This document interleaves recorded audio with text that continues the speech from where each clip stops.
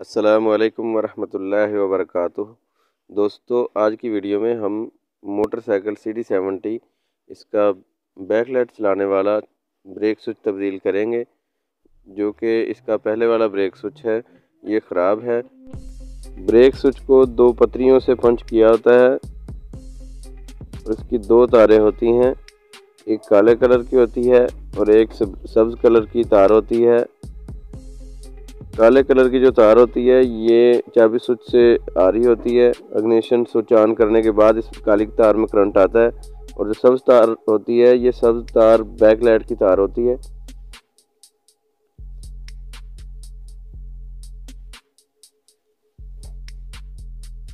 तो ये हमारे पास टीनो कंपनी का ब्रेक स्विच है।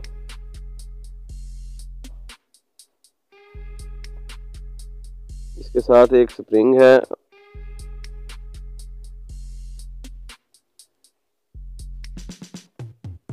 और ये ब्रेक स्विच एडजस्टेबल है। स्प्रिंग भी काफ़ी लचकदार है।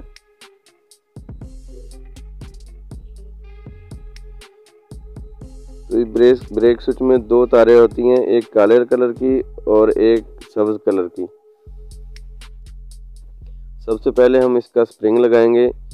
ब्रेक स्विच का जो स्प्रिंग है ये ब्रेक पैडल के साथ कनेक्ट करना है और इसके बाद हम ब्रेक स्विच की तारों के कनेक्शन करेंगे। ये दो तारें हैं इसकी, एक काले कलर की है और एक सब्ज़ कलर की है, जो कि सब्ज़ कलर की तार में करंट आ रहा है। तो ये सब्ज़ कलर की जो तार है ये हम वायरिंग की जो सब्ज़ कलर की तार है इसमें लगाएंगे। ब्रेक स्विच में ये दो ही तारें होती हैं, एक काले कलर की और एक सब्ज़ कलर की।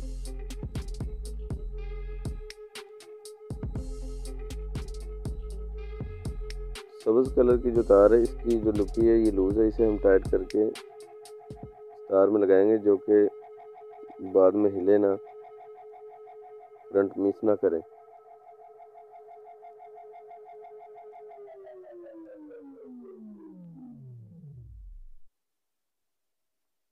तो दोस्तों, ये ब्रेक स्विच फिट हो गया है।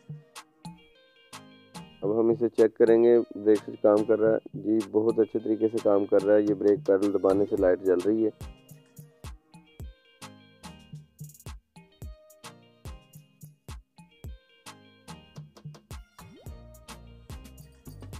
ये फ्रेम के साथ दो पतरियां लगी होती हैं, इससे इसकी तार को फोल्ड किया जाता है।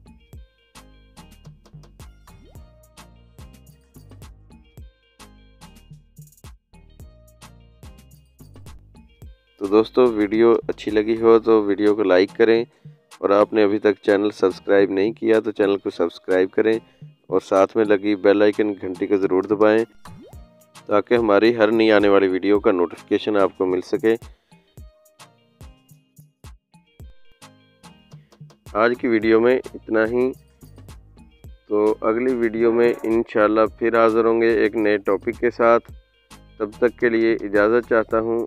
अल्लाह हाफिज़।